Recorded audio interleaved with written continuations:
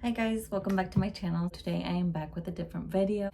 A lot of people were interested in how my induction and delivery and healing process went. So I wanted to share it for the people who need to get an induction. There's multiple reasons why you can get an induction, whether the baby's too big or the baby doesn't want to come out in 40 to 42 weeks, or you have genetic diabetes. I just want to do this for the girls that are interested in how it goes or how my experience went, because I'm always interested in how everybody's went now that I'm a mom. So just stay tuned and make sure to like and subscribe. Okay, so getting started with the reason why I needed an induction was because at 32 weeks, I got the appointment to take the glucose little soda that they give you to see if you have diabetes, which I failed that test, so they made me take the 3-hour one. And basically you get your blood drawn after you drink the soda to see if your blood sugar spikes, and mine did. I failed both of them, so I got diagnosed with diabetes while being pregnant, which is the hardest thing. It was the hardest part of pregnancy, honestly, because when you're pregnant you're just craving everything. I was eating a lot of Twinkies when I was pregnant before I got diagnosed with diabetes. And so when they told me that, I was so mad at myself. I was like, I shouldn't have ate so many Twinkies, which I would only have like 1 or 2 a night. But that was like, like still a lot, because before I got pregnant, I would not eat any sweets. Maybe that's why I got it. But the doctor said that it's not my fault. It's literally like a lot of Latinas, and I forgot what other race, they get it a lot. After she told me that, I didn't feel so bad about myself, because I was literally blaming myself every single day for it. That's the reason why I needed to be induced. And she scheduled my induction around 39 weeks. At my very last appointment, she told me that I was going to be induced at 39 weeks, because she asked, well, your doctor asks you first if it's okay for you to be induced, unless it's like an emergency, which I was like, what is that?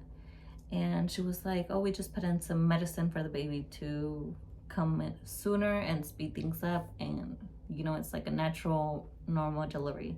So I was like, why not? Because I could not sleep anymore. My hips hurt and my back hurt from carrying her, and I was just exhausted all the time. So I was like, hell yeah, let's do it.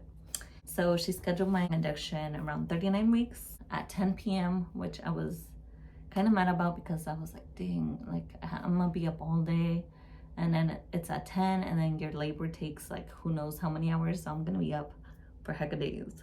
Go in and tell me how the process is gonna go. So basically, I'm not sure if there's different ways to get induced, but how they did it to me was they inserted a balloon that was flat, and then it slowly starts getting bigger and bigger to where your 3 open.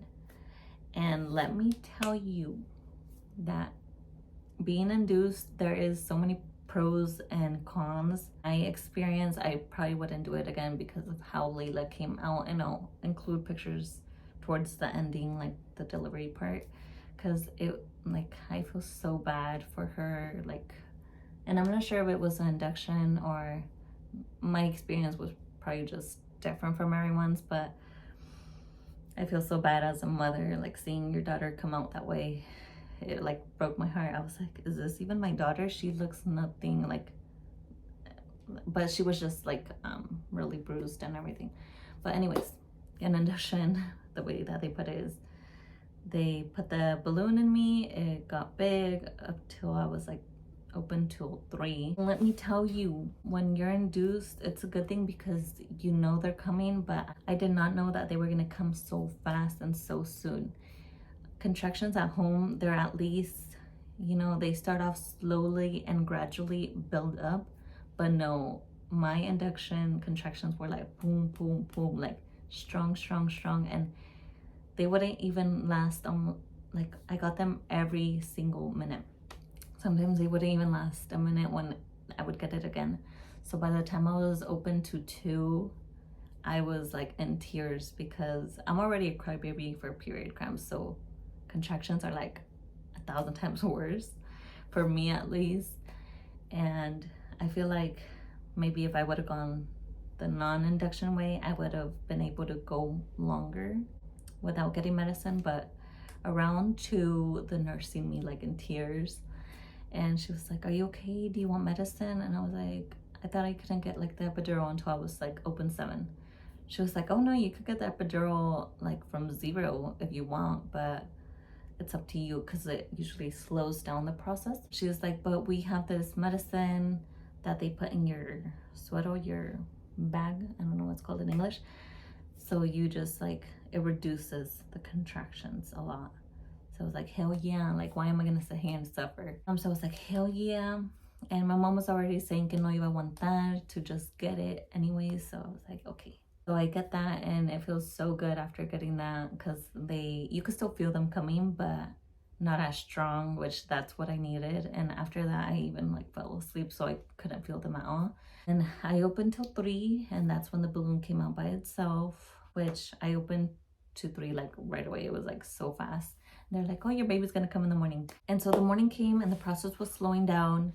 And also I was starting to feel my contractions again.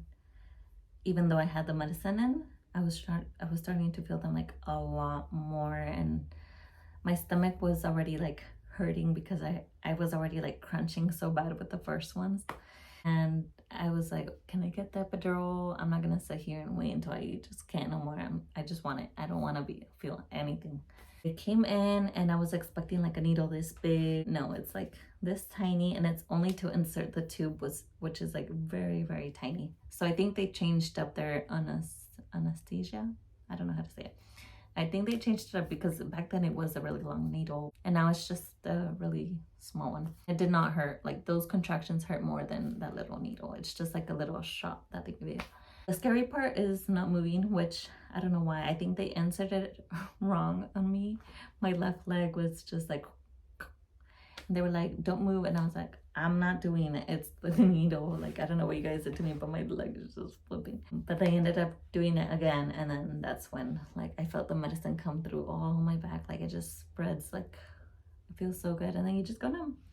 And that was like the best part of the whole thing. Like just not feeling anything from there on out. I did not feel anything. And it comes in automatically like every 40 minutes, I believe. So the whole time from there on out, I did not feel anything. The only bad thing with getting epidural is that you get a catheter inserted into you, but honestly I did not feel it. I didn't feel when they put it in or when they took it out because you're still numb and you don't feel anything. Once I got the epidural, that's when things started going downhill because I didn't feel anything, but Layla's heart was starting to slow down. In general, like I was not opening up anymore. I lasted like 7 hours opened and I was still 5 open, and I would just not advance, and her heart kept slowing down, and then it kept going normal and slowing down. So the nurse, she was like, do you think you would want a C-section? It's not an emergency, but that is going to be our last option, especially because I was getting a fever after getting the epidural. I'm not sure why. I was just super, super cold and my temperature would not go down, and they were checking it so often. But thankfully, this other nurse came in once they switched shifts, and she was moving me every like 3 to 5 minutes, and that's what made the baby move down and down, like the peanut ball and everything. She would move me because obviously I was there, like I couldn't feel anything, I couldn't move myself, so she was moving me. She was like the best nurse. Sometimes I feel like you just need to ask for another nurse if things aren't working your way, which I didn't do. Thankfully their shifts changed and then I was able to advance more. After she kept moving me, that's when things started going a lot smoother for me, and she was like, I was opening up faster. Thank God for that. I went from 5 to 7 like super fast, and then I kind of like plateaued, and then from 7 to 9 really fast, like an hour or two. And then once I hit 9, Sam and my mom didn't eat all night or all day, and they didn't sleep. So they were exhausted and hungry. So they're like, okay, let me go eat and shower so I could come back for like when she's here. They went, and I opened up from 9 to 10 within like 30 minutes. They were like, oh my God, call them because she's gonna be here. And I was like, ama que ya te venga. She's like, okay, ya voy. And yeah, I can't believe I opened up so fast after that. Actually, I lied. It was from 9 to 9.5 where I opened within like minutes. Like it was super, super fast. And when I was at 9.5, I had this really weird feeling of going to the bathroom number 2. And I was like, Emma, tengo que ir al baño y no me puedo mover. She was like, no, es la niña que ya se quiere venir. I was like, no, es por el otro lado. Like, ¿y cómo voy al baño si no me puedo parar? She's like, mija, es la niña. And I was like, how am I going to feel the urge to go poop? And then she's going to come out through the other way, you know? So I was so confused. Like, no one told me that I felt like you needed to go number 2 to push. I was like trying to, like, you know when you need to go to the bathroom really bad and you're like out and you're like, no, like, let me hold it. Yeah, that's what I was doing. And I was over here like pretty much sucking Layla back in because I kept like holding it. She's like, no, just start to push, even though they tell you not to push, because the nurses tell you not to push until the doctor's there. I couldn't hold it in anymore. I just started pushing. I was just like, okay, hopefully like they don't get me in trouble. Like, let me just start pushing. And so I did, and the nurse comes back and she was like, oh my God, like, you're opening, like, let's start pushing. It's time to push.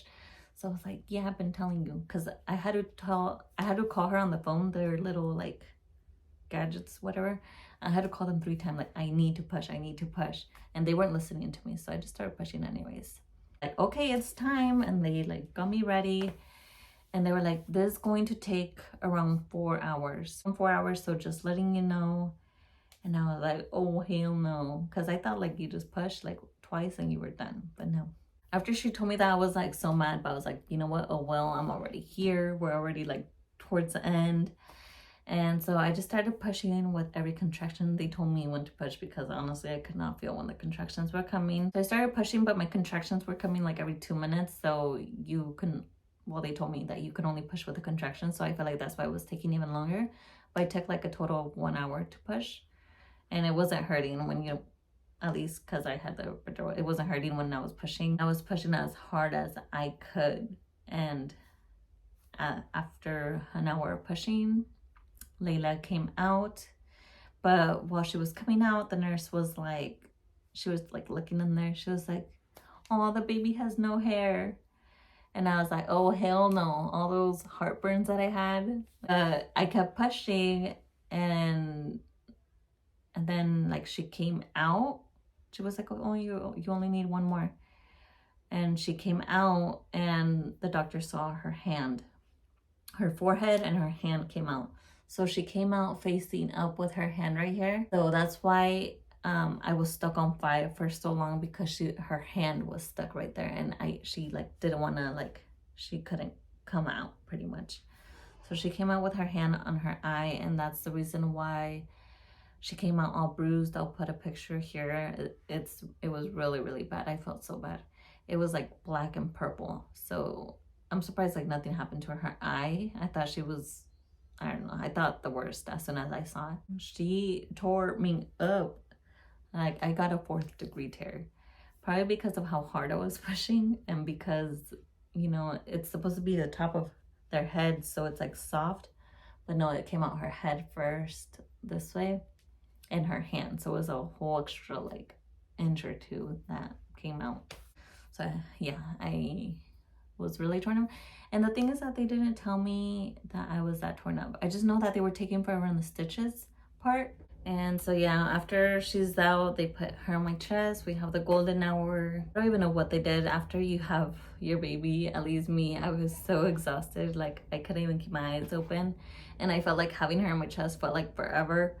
I just wanted to sleep. After that, they want you to go to the bathroom by yourself or like stand up. But every time they stood me up from the bed, I felt really dizzy and nauseous, and they tried it 3 times before they're like, okay, you know what, to go to the other room, we're just gonna take you in the bed. And usually you go walking, but I couldn't. I don't know why. I was like, oh, I'm butt knocked out. Probably because how tired I was. I don't know really what happened after that room, because I was so exhausted that I just knocked out. By the way, my whole labor and delivery took 24 hours. Exactly 24 hours. I just seen someone taking care of the baby, and I just knocked out. That was that for that day. Which then leads to the healing part, which is a total regret, like my biggest regret. Probably the reason why I said I didn't want any more kids, but now that I'm healed, it's like, all right, maybe 1 more won't hurt. I went home and I still had the Tylenol. they gave me 3 different types of like painkillers. And so when I got home, I had a visit, and obviously I didn't have any pain, and I didn't know that you were supposed to rest more than like the bed rest at the hospital, because I felt totally fine. So I was lifting things, I was walking back and forth, carrying Layla. I was just being pretty much normal around the house. And I even went to Target, and I was doing so many things that I shouldn't have. Once you get home, my biggest tip to you guys is rest. Rest for at least a week or 2, or however long you can from the bed. Like, do not get up, let other people do things for you, because I did not. From day 1 getting home, I did not sit down. I would go to walk every single day, get out of the house, I would clean. And then since like newborns, all they do is sleep, I was like, let me get this done before I had to go back to work. Like, I was organizing stuff, I was lifting boxes, and it's just, I did so many things I shouldn't have, but it's because I didn't feel no pain, and I was taking those painkillers like every 6 hours, so I would always just feel fine. And then when I kind of tried slowing them down, or like trying to stop taking them, that's when the pain hit. And I didn't know I had a 4th degree tear, so it really hit. It felt so bad. And then how I was walking all the time, I got ulcers where my stitches were. So I was in tears. I even went to the ER because I couldn't take it. I couldn't walk. I was like limping, and even the painkillers weren't doing anything. So I went to the ER, and they told me basically to be on bed rest until I heal. And then I had a follow-up appointment after like 2 weeks, and it still wasn't healing. So they put liquid nitrate, or I don't know what it's called, but it's basically to burn the ulcers. It burns so bad, but that is what helped me heal. And also bed rest. So number 1 tip to you guys is rest. Even if you guys feel okay, rest, because you probably won't get that rest ever in your life, like bed rest again. And yeah, so that was my biggest regret, not resting. So now I know if I have another one, to rest as long as I can in bed with the baby, because no, that was my worst mistake that I did. Layla wanted to be in the video too. So yeah, that was pretty much it. My whole experience. I feel like it was crazy after like the healing part, where I wasn't healing. I took around 8 weeks to heal, but thankfully I just needed a bed rest, and I feel like normal again. But yeah, that was my whole experience. I hope you guys enjoyed, and if you guys want more like momish videos, just make sure to like this, and I could probably do vlogs with this girl because she is funny. Thank you guys for watching, and I'll see you guys in my next video. Bye guys.